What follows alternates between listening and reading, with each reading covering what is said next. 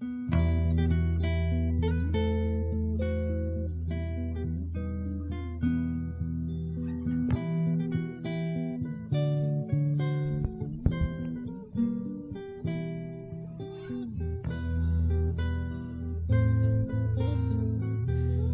we won't judge a book by its cover, this is MuggleCast episode 252 for April 23rd, 2012.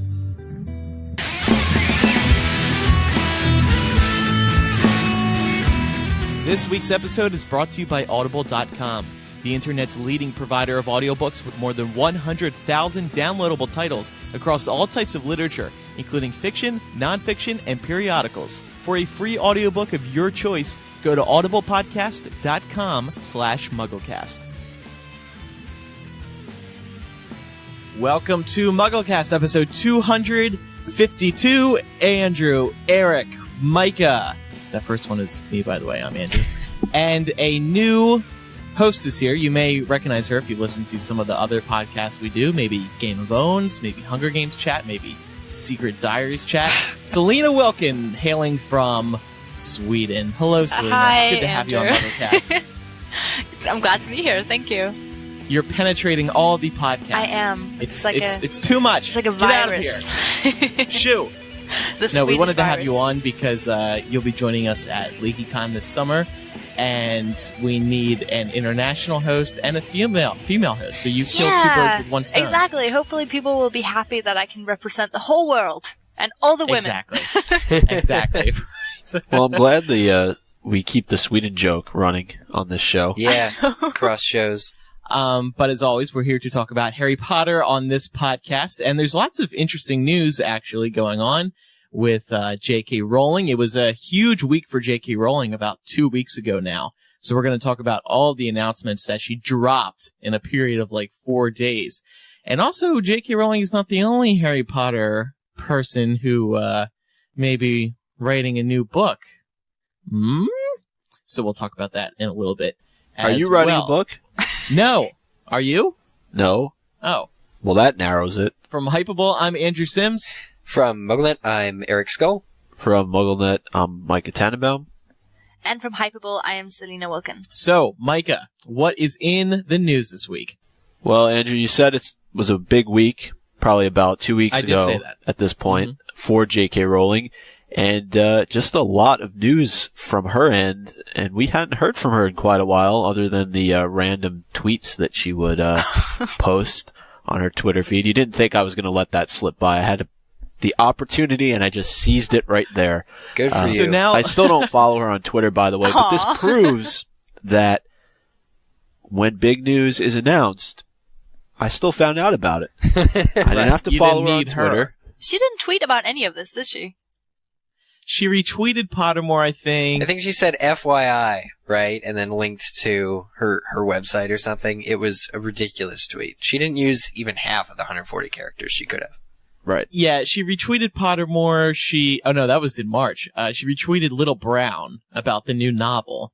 And she said, my new author website is now that live. Probably got them. She really is boring. You think that got them a few followers? No hashtags, nothing. I have to say, she's probably, honestly, and somebody, if anybody could prove me wrong, please feel free to let me know, but she may be the most boring Twitter person with over 1 million followers. Who has 1 million people at their command and is so boring on Twitter? Seriously. Boring mixed with non-existent. Like, she has no presence there. She created the account to basically ward off, all Fakers, the posers. yeah. Exactly. Okay, thanks. But that's what I was trying to say. A couple months ago, I wrote a list of ways she could easily improve this Twitter account to make it very, to make it entertaining. She didn't even retweet that or anything.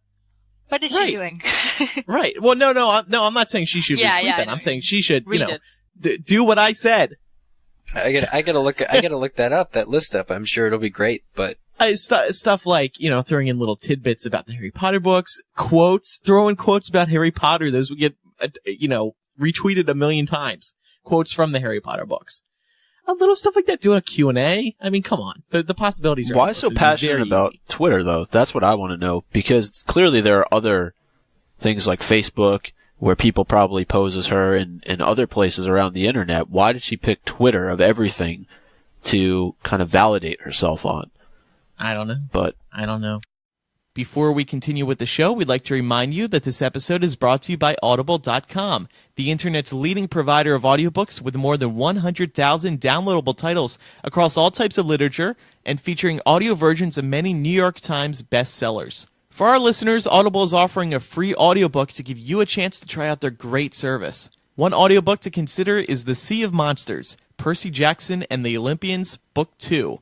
This book is actually being turned into a film right now, starring Logan Lerman, and the film is due out March 26th, 2013. So that gives you plenty of time to listen to this book, where Percy Jackson finds his 7th grade school year unnervingly quiet. His biggest problem is dealing with his new friend Tyson, a 6'3", mentally challenged homeless kid who follows Percy everywhere, making it hard for Percy to have any normal friends. This, after a summer spent trying to prevent a catastrophic war among the Greek gods. So, for a free audiobook like The Sea of Monsters, visit audiblepodcast.com/MuggleCast. Again, that's audiblepodcast.com/MuggleCast for your free audiobook. The Casual Vacancy has been announced as J.K. Rowling's next project, and the book will be released on Thursday, September the 27th. And there's a brief synopsis here that was actually posted on Little Brown Agency's website. Who wants to read it? So it's not called The Lairs of Lady Poe? No, it's not. But a bit of a better title. Oh, well, thank you. Oh, thanks, Selena. You're talking to the two guys who came up with it. So here, I'll read it. Here's the. Do you want me to read? Oh, you have it? Yeah, I got it. The Casual Vacancy. When Barry Fairweather dies unexpectedly in his early 40s, the little town of Pagford is left in shock. Seemingly an English idyll with cobbled market square and an ancient abbey, what lies behind the pretty facade is a town at war. Rich at war with poor, teenagers at war with their parents, wives at war with their husbands, teachers at war with their pupils. Pagford is not what it first seems. And the empty seat left by Barry on the parish council soon becomes the catalyst for the biggest war the town has yet seen. Who will triumph in an election fraught with passion, duplicity, and unexpected revelations? Blackly comic, thought-provoking, and constantly surprising, The Casual Vacancy is J.K. Rowling's first novel for adults. I'm sorry. I think this sounds really good. I think the synopsis gets me excited for it. It sounds intelligent. It sounds witty. You know what I'm going to say, Andrew? Barry, really? I don't know. Barry. Hatfoot? Or whatever the town is called? Pagford? When I read... Well, but Barry is actually a pretty minor character because it looks like he dies at the beginning, which is, Barry and, maybe Joe's saying, like, I've moved on from Harry. Because I'm going to kill off they both die. Barry character. Yeah, you're right. This synopsis reminded me of the first chapter of the 4th book of Harry Potter, where she's talking about the residents of Little Hangleton. That is a good point. Upper Hangleton, and how they hate each other, and the bar is like full of these people who are disingenuous. That's what this reminded me of, and so I don't know. That's what I liked about it, I guess, is that it seemed kind of familiar, and that it would be like a whole book based on, or a whole book that is kind of like the first one. I leave it up to her to like surprise me and make it different, because I'm sure she will.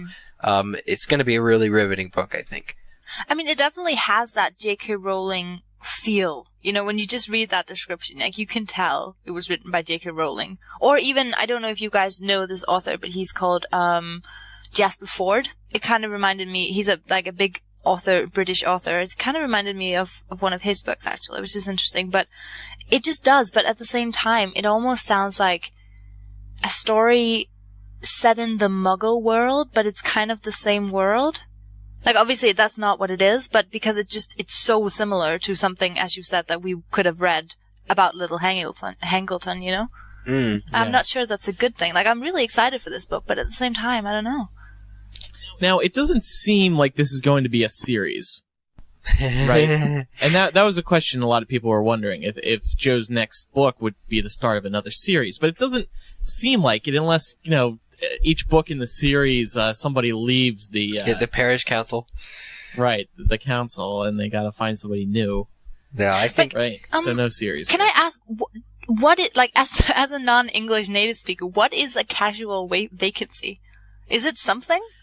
Well, the vacancy would be the spot that's open left by Barry Fairweather. The casual part, I think it maybe it just means this is a this vacancy on the council is quite standard, but there's a big deal surrounding it. The vacancy is actually a big deal. Yeah.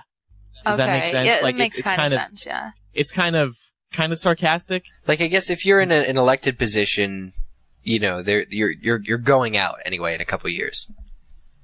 And you would think it would be pretty simple to replace the person. Yeah, but I think it's tongue in cheek that it's casual because clearly this one guy leaving, you know, for that reason has caused the whole town to go up in arms. Overall, though, I do agree it is a pretty bland title. It's a very passive title, like casual and vacancy. It's kind of like, huh? Somebody's you know, not like there. It's not like the very exciting empty space or something. You know what I mean? Like. Mm-hmm.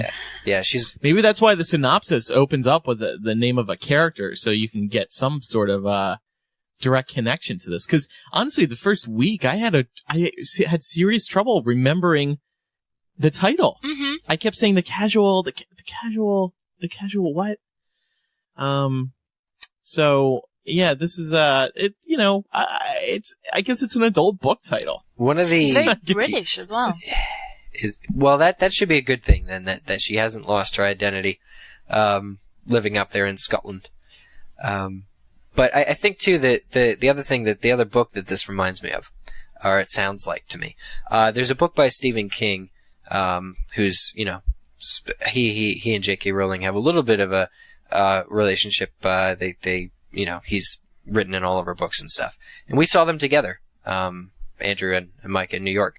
But one of his books called Needful Things, is this excellent book. He did write a series set in this fictional town of Castle Rock, Maine. And at the very end of it, Casterly Rock? Castle Rock, yeah. Castle Rock. Which is why when you guys say that on Game of Thrones, I'm like, oh my god, it's just like Stephen King.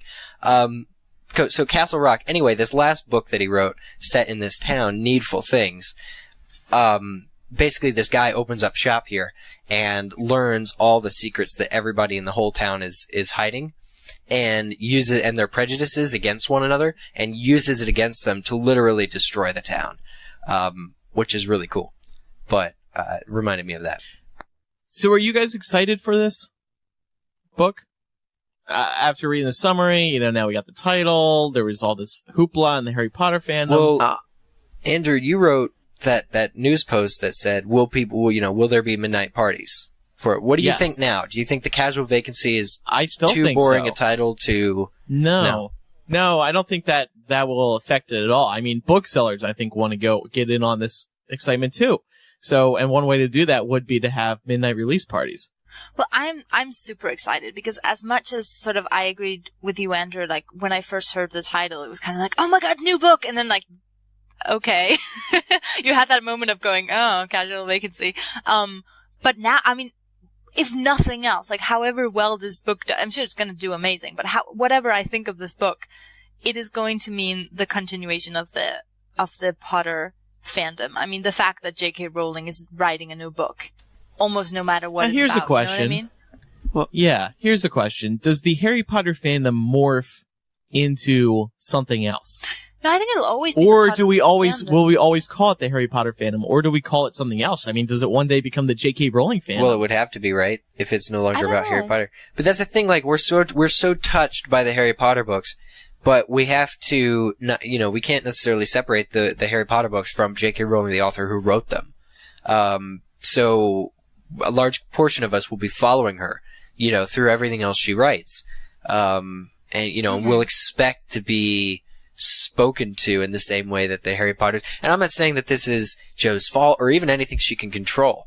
I'm saying I think that, a huge portion of us will just be watching her every move because very early on, her first works got us so hooked up into her writing that now there's no way she can do this book without it having the attention of almost every Harry Potter fan, even though I don't think it's gonna have even a reference to Harry Potter in it, and it shouldn't. That's a great point, though, because I had done an interview where somebody had asked, what do you think the success of this series is going to, or I shouldn't say series, this book is going to be with respect to Harry Potter. And I said, there's no way that you can come close to the success of Potter. This book is not going to do as well. You're not going to have the same readership, in my opinion. You're going to lose people from Potter because this is a completely different genre that she's going into. But she may pick up some other people who are interested in this kind of a story, which seems to be a political thriller or a mystery of some sort. So I think there's going to be drop off. You're not going to have the same base of people that are going to continue on to read her work moving forward if it differs from that fantasy world that she's created. Yeah, and I totally agree with that. And I think, to further what Eric said, I think that people will, all of us will obviously follow J.K. Rowling to whatever she does, and I think many of her fans will, but I think we will always be the Harry Potter fandom. I don't think we will become the casual vacancy fandom. That sounds dumb. Yeah. You know what I mean? We will always, because Harry Potter is what, brought us all into this conglomeration of all this stuff that we do. And I think that, we will follow J.K. Rowling, we'll follow Daniel Radcliffe, but it'll always be because of Harry Potter. But, Andrew, you asked before also about how the title sounded and if people could sort of rally behind it. But what do you think 10 years ago, 12 years ago, people thought about Harry Potter? Do you think that there was ever that thought that, that sounds like a cool thing, maybe some people could get behind, or how stupid does that title sound? Who would ever be interested in that? I mean, that's kind of the same thing you're saying about her new work as well. That's true. It doesn't have that, feeling to right. it There has to be necessarily. a brand built around it. But I think the problem people have with Casual Vacancy is it's not like a character title. It is very bland for now. I'm glad that it's bland. It's her first novel for adults. Bland and generic. In a way, yet a little clever, as we were just talking about. Eric said, it's tongue in cheek. I agree with that completely. So yes, I think Casual Vacancy, the brand itself, will kind of grow, and everybody will be oh wow, that title was actually so don't judge great. A book by its title in this case. Yes, exactly. I had a really quick question for you guys. I just thought of about this book. When you read the description, do you get any feel for what time period this is set in at all? Is it present time? Is it 50 years ago? See, they talk about war. I don't know if that's just her getting creative with language. I don't really think there's actual war going on where it's like the Hunger Games and people are fighting against each other. I think it's more political war, but it'd be interesting to see how that dynamic plays out, because it seems like everybody is pitted against each other, and we've seen strong political undertones in her work. I think about that first chapter of Half-Blood Prince when she makes reference to what a lot of people thought was President Bush at the time, and kind of how he's this incompetent individual. I forget the exact line from that chapter, but there's a lot throughout the series, not just that book. It's going to be interesting to see how much politics play into this, because it seems like a lot. Yeah, I don't know enough about British society to be able to deduce if this, book summary sounds current, because, I don't know if there's so she says it's a small English town called Pagford where the parish council, everything revolves around a parish council seat. I don't know how many small towns still care about that stuff. Necessarily. I think that might be. do. I don't mean to be offensive by that. Mm-hmm. I think definitely. Yeah, I'm sure they do, be. which is why. But I just don't know. It sounds a bit like the present of the Harry Potter novels again. Obviously to draw an obvious comparison. But it's a kind of present where Dudley plays on a PlayStation, and where it's present day, but it's also dated, removed a little bit at the same time. Yeah. Does that make sense? Yeah. Yeah. So the book comes out September 27th. I do think there will be midnight release parties. That you can already pre-order it on Amazon and How much? Barnes & Noble. I think, let me check again. I think it was discounted like Amazon usually does. It's $21, discounted from $35. So that's actually still pretty pricey. September 27th is a Thursday. Is that supposed to be is it a Wednesday night release date? Oh, do books normally come out that day of the week? I mean, I assume Fridays, but it's the Thursday's the 27th. I assume they're not giving us like the 27th at midnight, which means the 28th. They mean the 27th. Now, if I do recall, Harry Potter books did come out on Saturdays, correct? Yeah, Friday into Saturday. For the midnight release parties. Right. Yeah. And again, they're not designing this book around, or the release of the book around midnight release parties. I think Thursday is just fine. Thursday. So we're going to be out on Wednesday, hump day, school night. There's less, the book, kids going to do it. Right. The book is 480 pages. Wow. So it's a sizable tome. That is a tome that we're working with. Jeez. No cover yet, but there's a nice picture of J.K. Rowling on Amazon and Barnes & Noble. It's a relatively new photo, I think, taken recently for publicity for the new book. And currently number 22, Amazon bestsellers rank in the books category, number 22. So that's pretty good, actually, considering pre-orders started like a week ago and it's still hanging in that spot. I wish I kept an eye on that rank to see it move up and down. To answer your question, though, Eric, it says that parish councils are in about 35% of England. Look at that. Well, so that's what according is it? to Wikipedia. It's not parish like I think, right? It's not religion. No, it is, has a religious tie. Mm-hmm. It is more, obviously it is a political system, but it is one of the rural setups, and it is based on the church, but I don't think it's not about the church, if that makes sense. Kind of like a youth group. Well, they have the power to raise taxes, it says. Wow. So it's a big war. All right, let's rich against poor, right? And teens against parents. Too much theorizing going on already. Yeah. So, quickly, we'll also mention that J.K. Rowling, before we get to that, because that leads into the next story, I just want to mention a little side story here. Dan Radcliffe said in a new interview recently that he quote, really wants to write professionally in the future.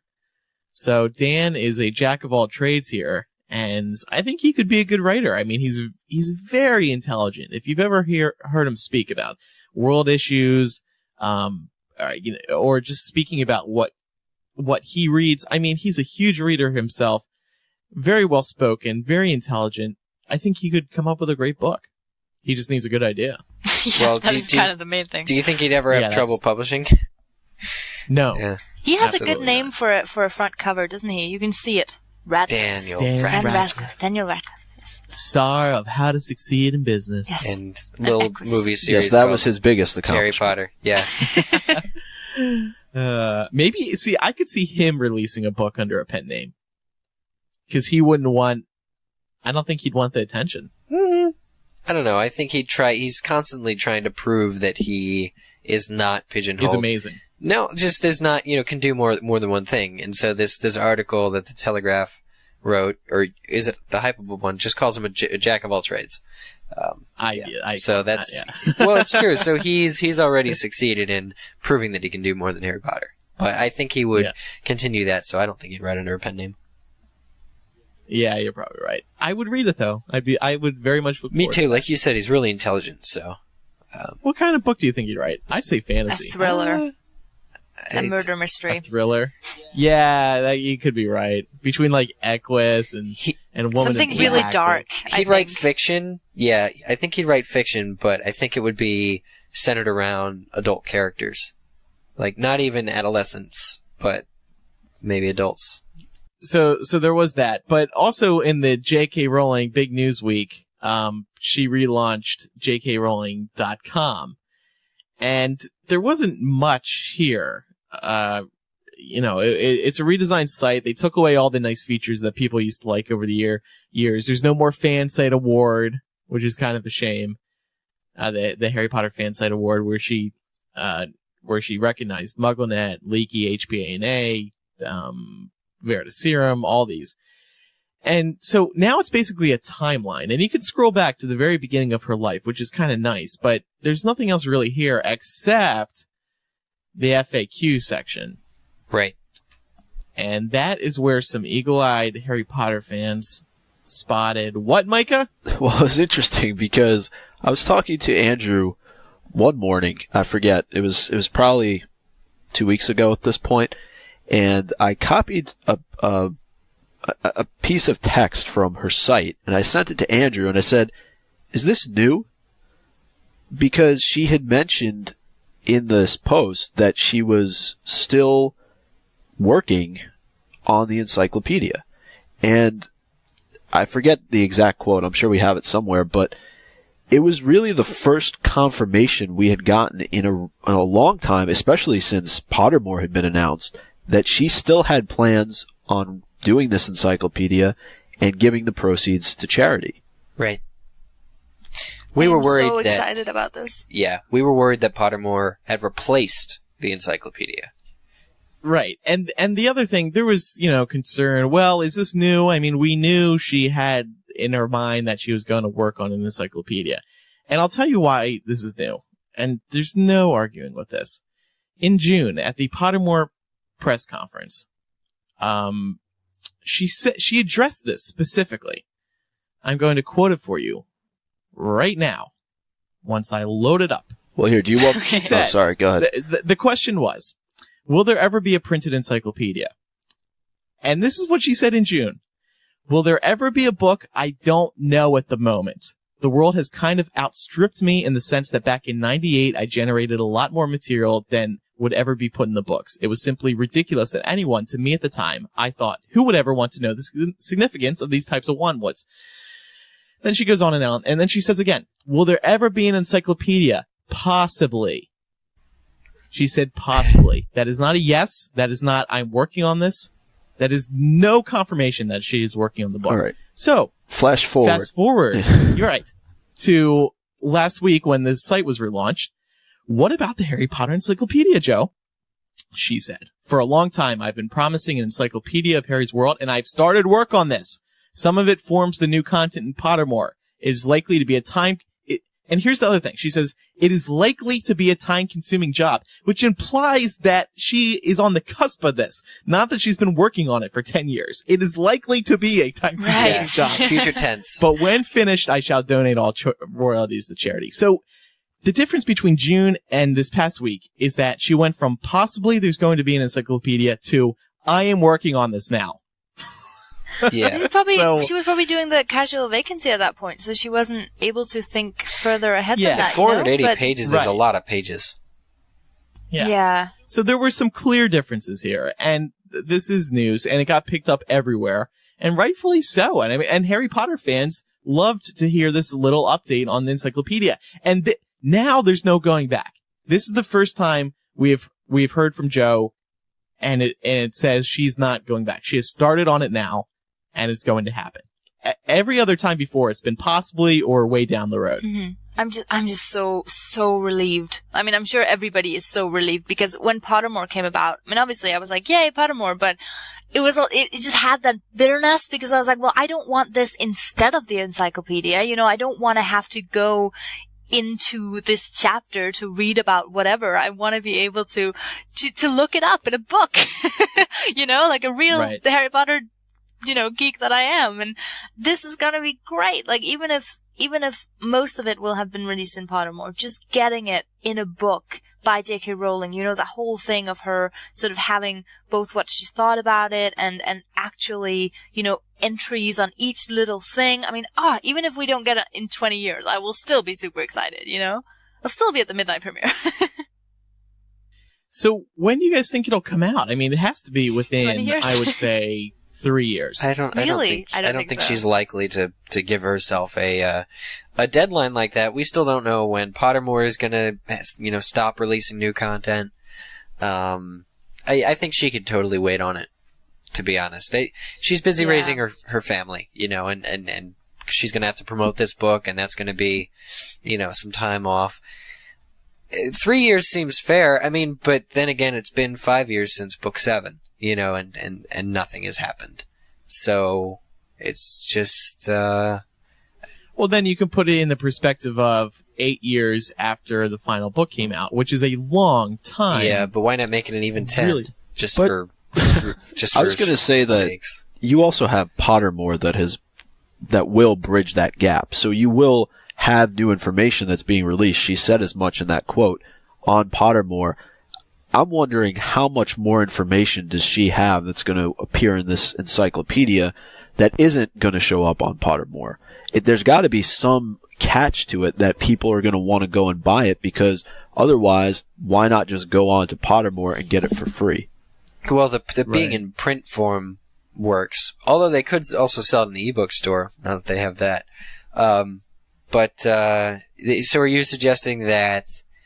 Well, I always thought that what she was doing was, I thought she was replacing the encyclopedia idea with Pottermore, because it's more interactive, it's more fun, and you can still disseminate new information. I thought, so say she has a whole I think a lot of us thought that, though. Well, yeah, so say she has a whole pile of stuff that is extra, that never made it into the books. She takes the most appealing stuff, the stuff we're going to care about, and infuses it in the chapters of the books where they best fit.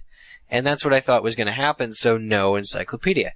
Now, if she is writing this encyclopedia and wants it to benefit a charity, won't she have to withhold stuff from Pottermore to put it into the encyclopedia? Or is she going to put is the stuff in the encyclopedia, is it going to be known for the stuff that wouldn't translate somehow to an interactive flash format, and instead be like something like huge lists and stuff that are sprawling across, the page? It'd be a little difficult to get through that on Pottermore because it's very text based.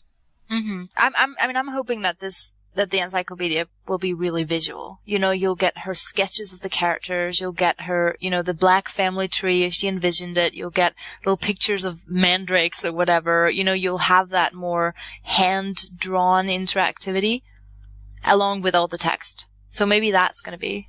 It's a good point, because she does draw a lot. Like, we know that from her. And that's why it's news, though. Right, Andrew? Yeah, I mean, it's news because she went from, it'll possibly happen to, I'm working on this now. Absolutely. It's happening. She said it's happening. It's happening now. Right. She didn't say that in June. It's different. Yeah. It's so different. more about this J.K. Rowling new website, this timeline. It's pretty interesting. It's so Facebook. I haven't. Well, how is it Facebook? Oh, because timeline. Well, because Facebook now, it's all about the timeline. Yeah, and you can go back to birth and stuff. I've played around on here a little bit, but you can actually filter on the timeline the history of events of Harry Potter, J.K. herself, and the new book. And what I thought about, which, I just had to laugh, was when you separate everything but the new book, there's only one entry in 2012, and it's this book description that we just read. But there's nothing about her tweeting incessantly, or rather, I should say, she just kept tweeting once every 6 months that she was still writing something for 2 or 3 years. So I didn't see that represented on her timeline. But I just think there's more to this Casual Vacancy book than, the info about it. She could have done a little bit more to express her own desires to write the book, when I actually knew that I was moving on from Harry, kind of this date, and then following, I secured a new publisher, this date, kind of, I don't know, it's just not, I want more. Yeah, there's that other piece, though, that she answers right underneath about the encyclopedia, and I think we obviously have heard this from her before, where she responds to the question about writing any more Harry Potter, and her response was that she's never going to say never. Well, not only that, I mean, there's more to it than that, right? I mean, I don't think she's ever going to write one at this point. Yeah, I'm kind of the same. Another Harry Potter. It just seems odd. I think she's just covering her bases just in case, but I really don't think that's ever. Well, she does say she has no immediate plans to write another Harry Potter novel, and she does think that she's rounded off Harry's story in the 7 published books. So, if she does write a story, we've talked about this, if she does write a story in the Harry Potter universe, wouldn't it be about somebody else? Well, I think she's implying she would only do it from Harry's perspective. I get that. Well, I think that I don't know that she could do anything else with Harry, though, because his story was so complete. Like, I think if Jo was going to go back and do something in the world, she would either choose James or Albus Severus or, like, someone in a completely different timeline. Like, I would love, like, a story about, like, Godric Gryffindor or something. But I just don't think she's going to do it, because I think anything she does at this point is going to get compared to Harry Potter, and I think she's really aware of that. And I think maybe a bit like Daniel Radcliffe, she's eager to show that she can do other stuff. And I also just think that the pressure that would come with doing another Potter, it would be too much. Like, I don't think she would do it. Read into it what you will. I mean, this is her response. She said, "I've always refused to say never, in quotes, to this question because I think it would be foolish to rule out something I might want to do in a few years' time. However, I have no immediate plans to write another Harry Potter novel, and I do think that I have rounded off Harry's story in the 7 published books." So what she's saying is she doesn't want to rule something out that she might want to do in a few years' time. So that's the other thing is, I guess from that, I inflect, or I get that she isn't burnt out from Harry completely. You know, she's open to the possibility that she might want to write more Harry Potter in a few years' time, which I really like, because up until now I've been reading that, or not been reading, but I've just been guessing that Harry Potter, you know, really tired her out. Well, I think it was the deadlines. I think it was the fact that she had to meet certain deadlines all the time, book after book after book after book. Now, if she's taking a break, she can come back to it, and it doesn't necessarily have to be, although it probably would be, a new series within that world. Do you think she would bring Voldemort back? No. That would be very Dumbledore. Well, if she did it from James's perspective, she could Yeah, if bring, it was like a yeah, prequel. then she could bring both Dumbledore and Voldemort back. How cool would that be? See, I would like a prequel. Yeah. It would be so think good. more I so. would love a 'Cause- prequel, yeah.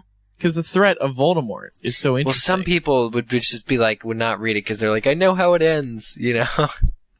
Yeah, that's true. I don't know. That's true. It would be so much more interesting than a sequel, though. Like, I would much rather read about the Marauders than I'd read about Albus Severus and like those guys, you know? Because we don't know them. We don't have that connection to them. Yeah, exactly.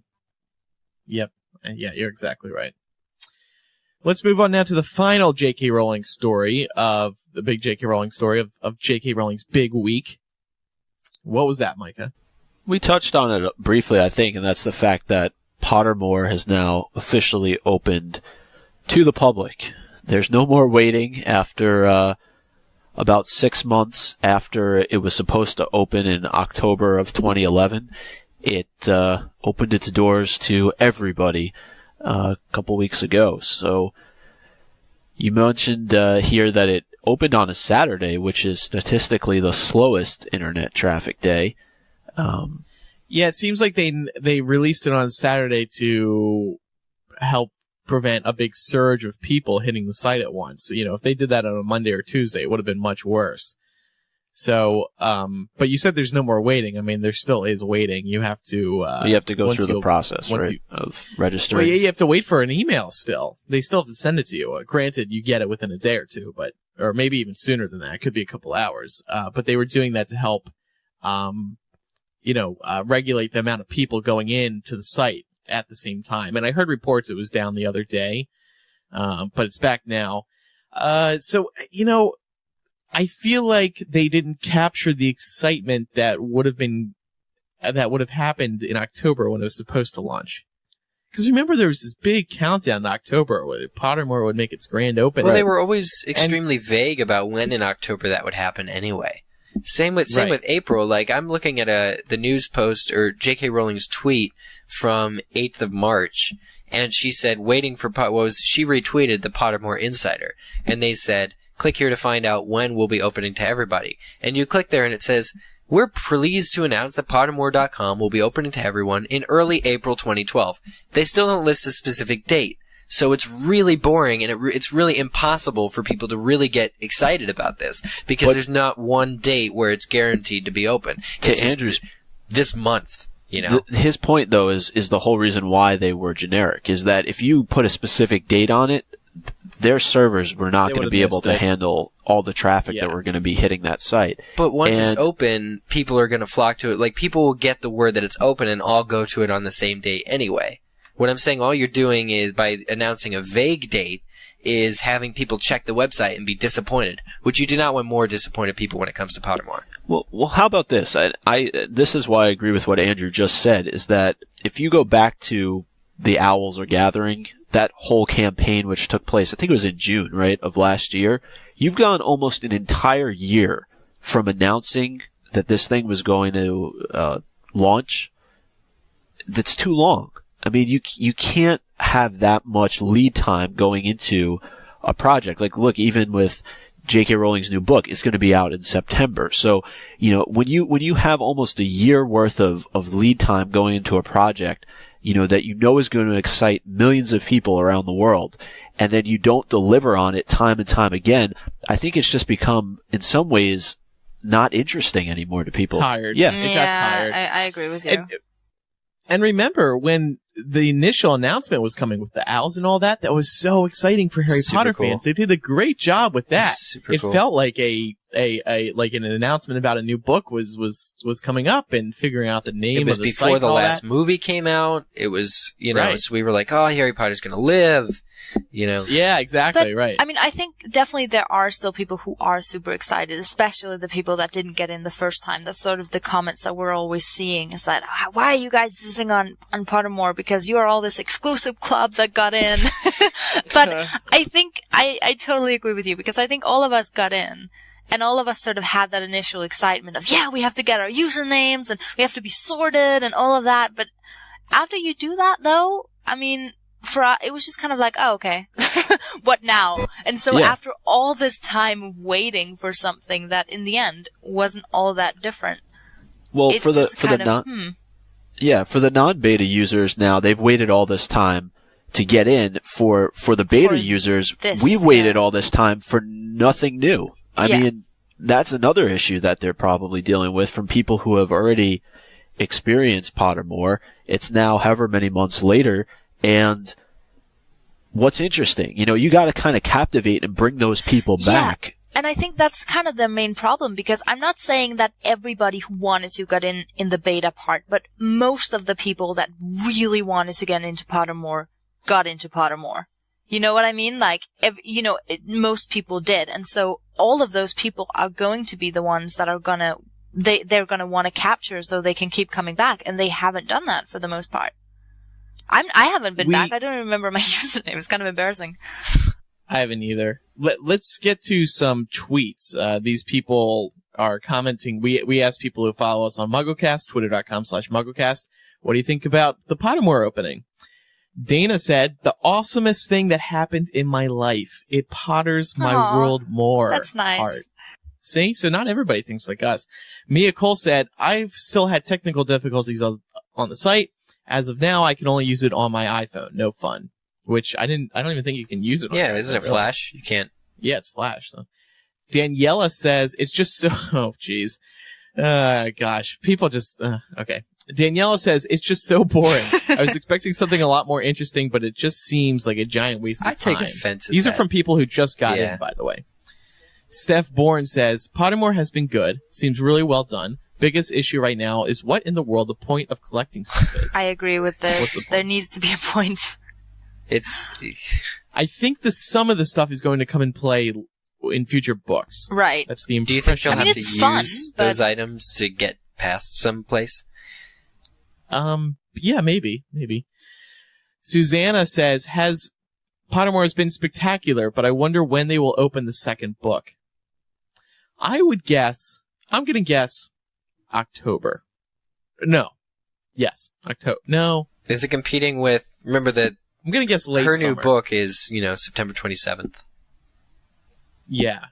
I'm going to guess late summer, like August. That'd be cool. Because now they can hopefully start moving on from the grand opening stuff and start focusing on books 2 and 3 and onward. Angela says, Pottermore is kidding themselves so they think kids are the main users. People who grew up with Harry are the main users. Yes. Agree. 100%. Right. I know you guys this is my said point. this before, but it's so true. I'm going to find that tweet and favorite it. I know, because it's like that's what they don't get, and it keeps being annoying because they haven't realized that we all read them when we were kids, but we're all grown up now. Right, and when J.K. Rowling introduced Pottermore, she was like, this is my thank you to the fans. It's a free service to those who supported the Harry Potter books over the years. So it's like, well, these people are, at least 16 now, or at least 21. I mean, all of us here, none of us, I think the youngest age here is 22. And that's me. It's crazy. What's happening here? We can't use our real names because we have to appeal to the 10-year-olds who weren't even alive when Sorcerer's Stone was published. Yeah. Or Philosopher's Stone. Anyway, moving on with these tweets, Russ said, I like all the new information, but besides that, it's pretty underwhelming. Slow-paced point and click died when dial-up did. Ouch. See, this guy can't share his opinion. If he's still on dial-up, I can't accept that opinion. No. Just kidding. He's not saying... He's saying the whole idea of point and click died when dial-up died. Oh. Not that he's on dial-up. I see. And finally, Marissa said, it was cool at first. I had fun getting sorted and all that jazz. But once I finished the first book, I barely have returned. Yeah, I'm the same. And this is why they need pets. Pottermore pets. Yes. You know, Yeah, I you've been downloaded, gently bad. there's an app called Dream Zoo. Andrew, you'd be proud. I was taking care of my baby giraffes. I need to do this. Do they have owls? I'll pretend it's in Pottermore. I think they do have owls. Yeah, you gotta get it, because they'll push notify you when I had zebras and they had a baby, and then you can do stuff. Yeah, you'd like it. You'd like it. Wow, talk about appealing to the kids. Dream Zoo. I had a Tamagotchi when I was 13. Tamagotchis were cool, except, you'd walk away and then come back and find a steaming pile of dung. Well, speaking of Pottermore, we are going to discuss some new material this week. That is it for the news. We're going to talk about two aspects this week. And this is new material found within Pottermore, written by J.K. Rowling. We're going to talk about the Hufflepuff Common Room, but first, ghost plots. So J.K. Rowling says, over the 17 years that I planned and wrote the 7 Harry Potter books, I generated a massive information about the magical world that never appeared in the books. I liked knowing these things, and often when I needed a throwaway detail, I had it ready because of the background I developed. I also found myself developing storylines for secondary characters that were superfluous to requirements. More of a wrench were the plots I worked out for some much more important characters that had to be sacrificed for the bigger story. All these I inwardly termed ghost plots, my private expression for all the untold stories that sometimes seem quite as real to me as the final cut. I have occasionally been in the conversation with a reader and made mention of parts of a ghost plot.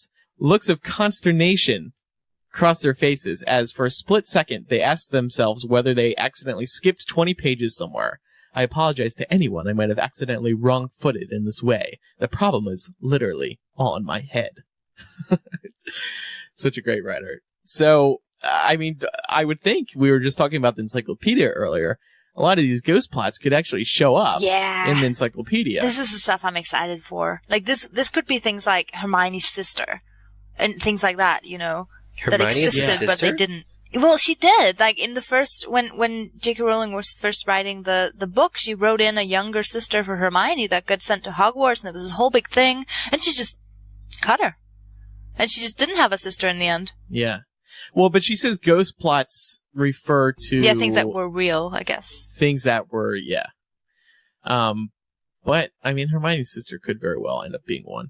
Now, why did she insert this in Chapter 4 of Sorcerer's Stone? I mean, is this suggesting that there is a ghost plot or two that happened around Chapter 4 of Sorcerer's Stone? Maybe something about the Dursleys, yeah, the Dursleys, or maybe more time at the hut on the rock. Who knows? Maybe more dialogue between Harry and Hagrid, or maybe between Hagrid and Petunia and Vernon. Yeah, I mean, in the chapters to come, we're, about to learn all about the Wizarding World for the first time, so I'm sure there's at least one thing that, didn't make it in there. And then, anything else to address about that? And then another portion we wanted to talk about was the Hufflepuff Common Room, and that, she writes about that during Chapter 7 in Moment 3. You can unlock this information. Yay! And she says, just in case you want to find it yourself. When I first planned the series, I expected Harry to visit all 4 house common rooms during his time at Hogwarts. There came a point when I realized that there was never going to be a valid reason to enter the Hufflepuff room. Nevertheless, it is quite as real to me as the other 3, and I always knew exactly where those Hufflepuffs were going when they headed off towards the kitchens after lessons. Those irrelevant Hufflepuffs. Yeah. Now I'm just Speaking as Hufflepuffs. now I'm just upset. That's Me too. sand on a wound. That's sand on a wound. Are you a Hufflepuff as well, Eric? I a am. Pottermore Hufflepuff? I'm a Pottermore Hufflepuff, and I have to Right, say, me too. Joe, come on. There came a point when I realized that there was never going to be a valid reason to enter the Hufflepuff room. I know. Come on! But, I mean, she had it all written out. You can then advance to a page where she describes the Hufflepuff common room in great details. She says a portrait of the wooden mantelpiece We, of course, shows get to Helga see it. Hufflepuff, one of the 4 founders of Hogwarts, toasting her students with a tiny 2-handled golden cup.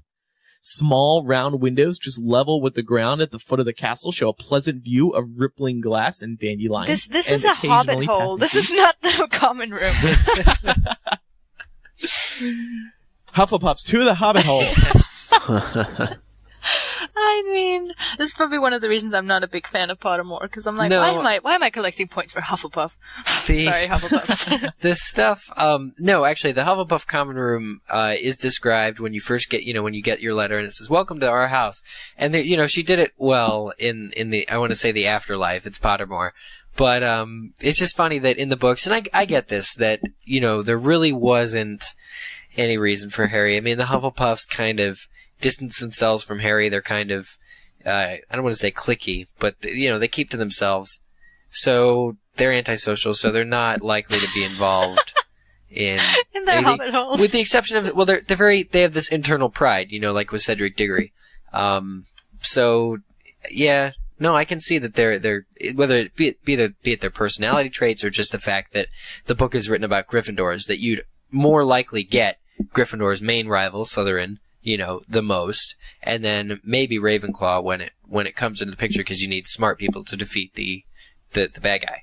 So, I don't know. I get it, but it was just so funny the way she worded it. Still, I was just like, oh, that's okay. Never a valid. Well, we all reason. got information about our houses. Was there anything new that you guys can remember, but when you were sorted, that you learned about your house or the house that the person was named after? Ooh, with Hufflepuff, yeah, everything was new. Pretty much. I mean, with the exception of Helga Hufflepuff being the founder, everything was new. It was really cool, actually. She talks about basically that they're very earthy, kind of like Professor Sprout, big surprise, but their common room is kind of like a garden apartment. It's underground, but not so far underground because there are like windows at the very top that shine out. The daylight shines in. So I don't know. It's cool, but they're kind of like badgers, I guess, is really what it all sounded like. She also actually touched at the end of the new information on the Hufflepuff common room. She touched on how the entrances to each house reflect the intelligence of the students. She says the complexity or otherwise of the entrance to the common rooms might be said to give a very rough idea of the intellectual reputation of each house. Hufflepuff has an unchanging portal and requires rhythmic tapping. So wait, pause. Wow. What does that say about the intellectual representation of each house? It's an unchanging portal. steady. You don't want to change it because that would be confusing, right? At least Gryffindor. The poor Right. Hufflepuff. They can't handle it. Gryffindor is not. Yeah, Gryffindor is God. not so stupid that their password changes at least. Yeah. Hufflepuff don't want to change the They're password. just They'd be stupid. stuck out there. Those poor things would be stuck out there all night if you changed the Wow. portal to the Hufflepuff. Rhythmic tapping. So even if they're like having a seizure, they could probably get into their house. You need to make sure they don't get confused. This is Remember, so bad. Hufflepuffs, 1, 2, What, 3, rhythmic 4. tapping? What is 1, that? 2. Here's exactly what that is. See, you got it. That's You're a rhythmic real tapping. Hufflepuff. Good job. Yeah, good job, Hufflepuff. Joe is Welcome. just- she's Welcome. not making it easy. I really want to be proud, but It also says at the very bottom, several outstanding brains have emerged from Hufflepuff House over the centuries. Oh, These that's good fine to know. minds simply happen to be allied to outstanding qualities of patience, a strong work ethic, and constancy, all traditional hallmarks of Hufflepuff House. But who are they? Yeah, she Doesn't didn't name any of them. Well, it's really hard to have house pride, even though we really try. It's like, yes, Hufflepuff, but it's like, Selena, are you a Hufflepuff too? yeah, I was sort of into Hufflepuff. That's awesome. Well, hang on one second, because I'm sure in the welcome message, which was very easy to be found, It should mention at least one more Hufflepuff. Okay. Yeah, here we go. Now Where do you get your welcome letter? Where do you have to click for that? It's just at the top. It says, for some reason, I'm back to the Sorting Hat has placed you in Hufflepuff. Maybe if you click the badger.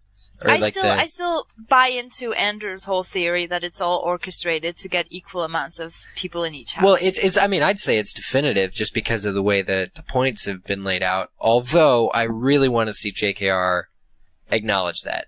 Because people are still, now with it opening publicly, people are still putting a lot in store by it, and I would hate to see even more people hoodwinked.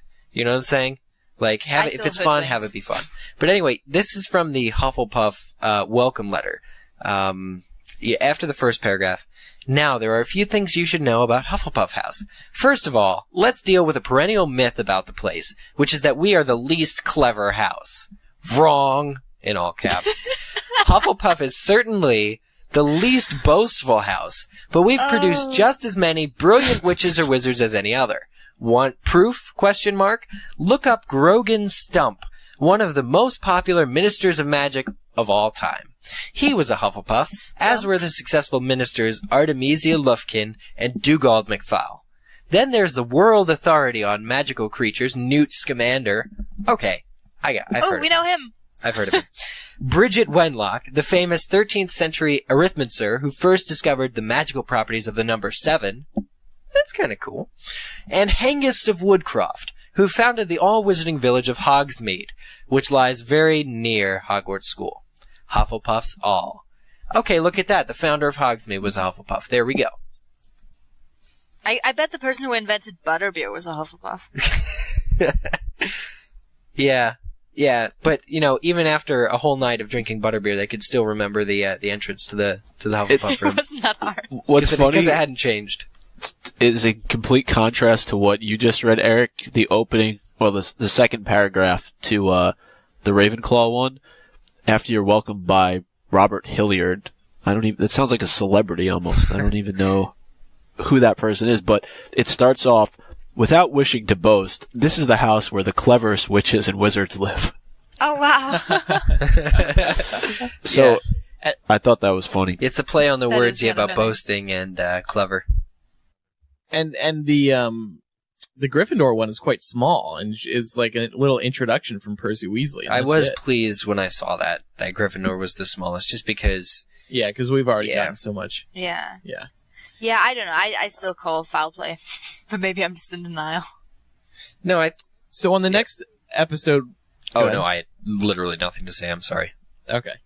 So on the next episode, we will discuss the McGonagall backstory, which is very lengthy, and another whole new section written by J.K. Rowling within Pottermore. Read it yourself. Sign up for Pottermore. Read it yourself, and then we'll discuss it on episode 253. One thing I'd like to say, though, is I really think that Pottermore should put out a schedule of when they plan to release the rest of these books. Well, even if they did, it would be a vague month. Oh, the month of November. Give us specific dates, that way nobody's disappointed. Yeah. I'm sure they have a time frame in mind. They just don't want to tell people in case there are... Well, the interesting thing, didn't they already tell everybody? And then they had to change it, obviously. That's they told people, and then they had to change it by months and months and months, and ended up making people really mad. So I think they'll be really sort of reluctant to do the same thing again. Yeah, they won't do that again. No way. I really don't think so. I mean, maybe they'll give us like a month advance warning, or it could come out of nowhere. I wouldn't be surprised by that either. So, to wrap up the show, we have more tweets. These are about Casual Vacancy and the Encyclopedia, 2 books we know J.K. Rowling is working on. Well, she's finished Casual Vacancy now, but she's working on the Encyclopedia. These are from people who follow us on Twitter, twitter.com/MuggleCast. Sultana says, I'm just glad there's going to be something more than Pottermore to look forward to. Smiley face. Dana says, as long as JKR is the writer, it's amazing. Samantha says, the Casual Vacancy is definitely a book to watch out for. It will show more of Joe's writing skills and open chances for more readers. Do you think J.K. Rowling's audience will grow with the casual vacancy? I mean, how much bigger can it get? I think it'll change slightly. Well, because this is for adults. Do you think that adults reading and liking this book will actually go back and give Harry a chance? If they're smart, Yes. they will do. Oh, yeah. Good answer. Yeah. I agree. But there's still this stigma with Harry Potter that it's a kid's series. You know what they should do? They should re-release Harry Potter adult editions with the adult covers. They've done that before in the UK. I don't think they've done it in the US. But they should do that at the same time as the casual vacancy comes out. I think that would be a very smart That would be cool. Only it would be impossible to organize because it's not the same publisher. Oh, that's a good point. No, but they know what time it's coming out, so all they got to do is get it in the same. Is that the same month the Super Deluxe Ultra Edition of the movies is coming out? Yes, Harry Potter Wizards Collection. That too, yeah. Is that what you were talking about? I just didn't know the name of it, so I made it up. Comes out September 7th. So yeah, same. Good, wow. Good observation there. Chelsea says, excited about the encyclopedia. Don't have enough info about casual vacancy yet, and I want to read the back cover first. I think that synopsis is the I was going to say, I think, yeah. I go Nana for 1D. Was weird name, writes, I hope she finishes the encyclopedia soon, and I can't wait for casual vacancy. Anne writes, sounds like something she'd write and write well. Rosie says, very excited for both, more so for the casual vacancy. It sounds great, and I hope it will showcase her talent and versatility. Thomas says, the book seems interesting. Also, the encyclopedia was such a shocker. Now we know it's a real deal, and I couldn't be more excited. And finally, Kat says, I'm excited for the new book, but I think no matter how good it is, people are going to be disappointed simply because it's not HP. I fear the same. I disagree with that. I fear the same thing, actually. Really? Yeah. Why? Well, because I think that, I mean, obviously we all know it's not going to be Harry Potter, but I think J.K. Rowling, that series for us can do no wrong. And I think no matter what, a lot of people will be disappointed. And we can't help that. I mean, I don't think I will be disappointed. I'm really excited for it, but I definitely see what she means. Yeah, you have to go into that book for the right reasons, I think. You're obviously not going to get a continuation of the story or any of the characters. What you're going to find, though, is those little elements of humor, you know, and especially like I was saying about, you know, when she was talking about Little Hangleton and how people relate to each other in the real world. That kind of stuff, I think the book will be ripe with. And if you're going into it looking for that kind of stuff, for the intelligence that Joe so clearly has, then you're going to like it. But you just kind of have to realize that it's not another Harry Potter book. Okay, well, there you go. Before we go, we want to remind everybody, and we haven't actually discussed this yet, I don't think. Maybe once, but not much other than that. Yes, we did, actually. What am I talking about? We are going to be at LeakyCon 2012 this upcoming summer. It is in August in Chicago. Specific dates are August 9th to the 12th. In Chicago, registration is open now. We are going to be doing a live podcast, including Selena. Selena will be there with us and doing the podcast. So that's excited. why we wanted to have her on the show, in part. All the way from Sweden. I know. Long journey from Sweden. Oh my goodness, what a trip. Selena, we can play the Game of Thrones video game. Yes, of course. We'll do that. Who cares about Harry Potter? No, I'm kidding. And by that point, we'll have, hopefully the casual vacancy cover out and maybe more info about it. Maybe Joe will have done an interview or two about it. So there's going to be lots of info. You guys should just give in and rename your podcast the KVCast. KVCast. Casual vacancy. KV. Oh, KV. Get it? Yeah. How about just JoeCast? JoeCast? Yeah. J.K. Rowling Oglecast. Casual vacancy. Rugglecast. Rugglecast? Juggle. Ooh, I like Jugglecast. Rolling Googlecast. Well, speaking of other podcasts, can we throw in a quick plug? Yes. Okay. Yes. I would say the newest one is actually Game of Owns with you three and two other friends. And that comes out after the release of every new Game of Thrones episode on HBO, correct? Yes. And you guys discuss each one and whatnot? Yeah. That is correct. Recently featured on iTunes New and Notable, and gosh, do I remember when MuggleCast was there. So, that was super cool. And also, Selena and I do a Hunger Games podcast called Hunger Games Chat, It's on hypeable.com. You can also just Google it and easily find it that way, or search on iTunes. Bunch of podcasts going on. We're doing lots of things. Even though MuggleCast is once a month or twice a month. Yeah, and there's a Doctor There's Who still quite a lot of podcast action. starting as well. Like, it's crazy. Yeah, exactly. But, we'll have more info about the Doctor Who podcast coming up in a couple weeks. I would just say, though, not to discourage anybody, but the Game of Thrones podcast that we do called Game of Owns, it is a little bit more mature material that George R.R. Martin writes about than what's in the Potter series. Yeah. So just kind of take that into consideration before you listen to the show or watch the show on TV. Right. Yeah, I was going to say the show is as well, so it makes sense that the podcast is a little more there's risque. the language is a little bit different, I would say, from what we use on MuggleCast, but that's not to discourage anybody, but just throwing that out there before you download, listen, and say something about, Play I it out can't loud. believe they cursed, or I can't believe they talked about this or that, but yeah. I was listening to this with my daughter, thinking it would be just like MuggleCast, and I would definitely recommend seeing the show and a few episodes of the show first. Or reading a book.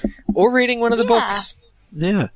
But the fun thing about TV podcasts is that you have so much new material to discuss after every new episode. So that's why Game of Thrones is so interesting. So that is it for MuggleCast episode 252. Thank you, everybody, for listening. Don't forget to check out MuggleCast.com. It has everything you need to get everything you could possibly want about this wonderful Harry Potter podcast that we do. On the right side of the site, in fact, you can find links to our iTunes where you can subscribe and review us. You can also follow us on Twitter, twitter.com/MuggleCast. Like us on Facebook, facebook.com/MuggleCast. And follow the fan Tumblr, which is mugglecast.tumblr.com. Fun to look at, especially if you are a Tumblr user. And also a quick plug for the Wall of Fame. We all know and love the Wall of Fame. We need to add a new entry or two. Surely we've done some good shows since November 20th, 2010. That was the last one. What happened then? That was the Deathly Hallows Part 1 review episode. Oh, we've had David Yates on the show. We've had Oliver Phelps on the show. Yeah, there's got to be an episode or two, like you say. I hope. So check out the Wall of Fame if you're itching for some old MuggleCast episodes. The Wall of Fame, those are our personal picks. So definitely browse through those. Those are all great ones. We highly recommend them all. From Hypeable.com, I'm Andrew Sims. From MuggleNet.com, I'm Eric Skull. From GameOfOwns.com, I'm Micah Tannenbaum. And from Hypeable.com, I am Selena Wilkin. We'll see everybody next time for episode 253. Goodbye. Bye-bye. Bye. Bye.